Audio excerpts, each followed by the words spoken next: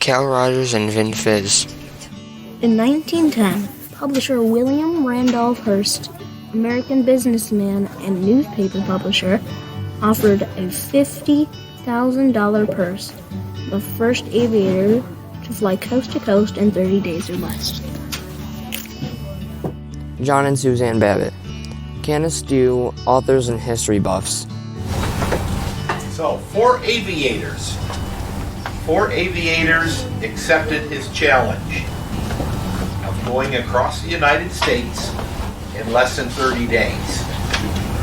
Well, by the time they got all their airplanes together and so on, only one person was ready to go, and that was a fellow by the name of Cal Rogers. He had only 90 minutes of flight training. 90 minutes. And he accepted the challenge.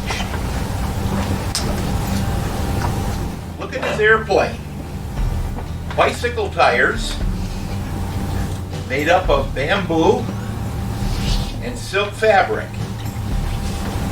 That's what he was going to fly across the United States. Now these planes were very dangerous because, can you tell where the engine was? It was right behind where he was sitting. So if anything happened and that engine came off, it's going to kill him. Armour Meatpacking Company. Cal Rogers convinced the Armour Meatpacking Company as a sponsor, promising to promote their new soft drink, Vin Fiz. They also paid him $5 for every mile he went. Wright plane. Rogers purchased a Wright Model EX biplane and called it Vin Fiz. On September 17, 1911, he took off from Sheephead Bay on Long Island, New York. And to follow the airplane, he talked him into providing him a railroad car. And in this railroad car was all the parts that he would need. It was a living quarter for the crew. And this was to follow him across the United States. Now, of course, what it really did was, it was guided because he followed the railroad tracks. So he followed the train. You're ahead. Yeah, sorry. Look at his route. Today, if we were going to fly from New York to California, would we go that way? No, what would we do? Straight across.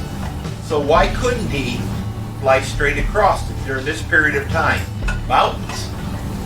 And he couldn't be stuck out in the middle of nowhere where nobody could get to him. So what he did is he followed the railroad tracks.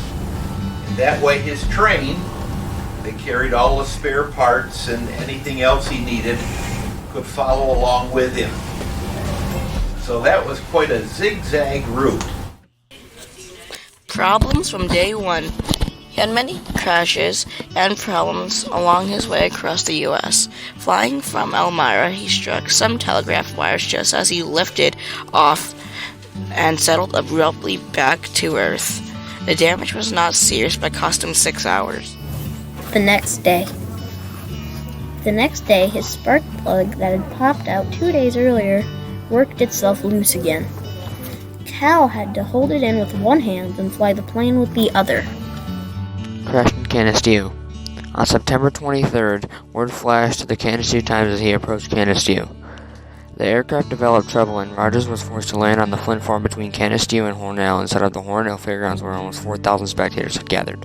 Mechanics traveling in the railroad car took the Hornell to Canisteo Electric Railway into Canisteo for help.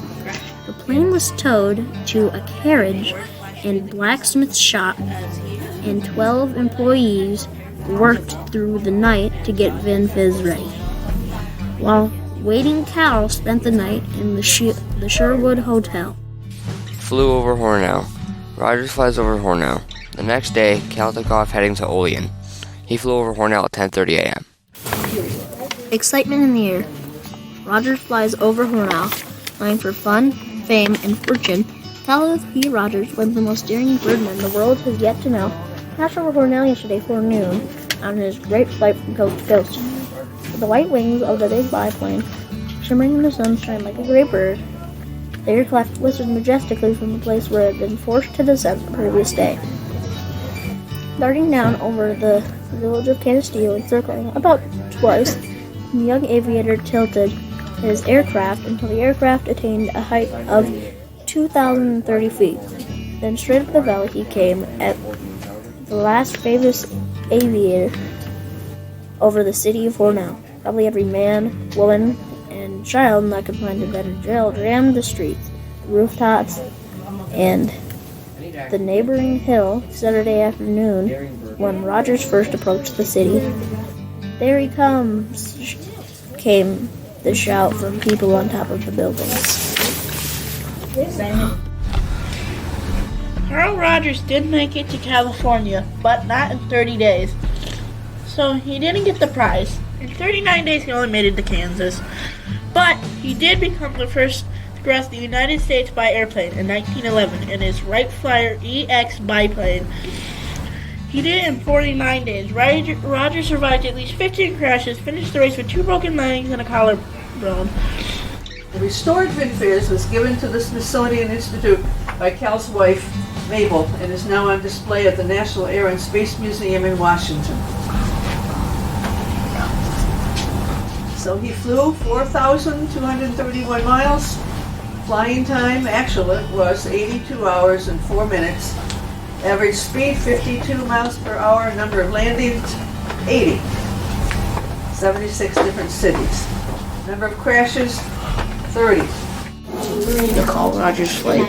His trip may have not won the race, but Vin Fiz drink through the successful introduction from the publicity generated by the Carl Rogers flight became a bestseller at thousands of drugstore soda fountains.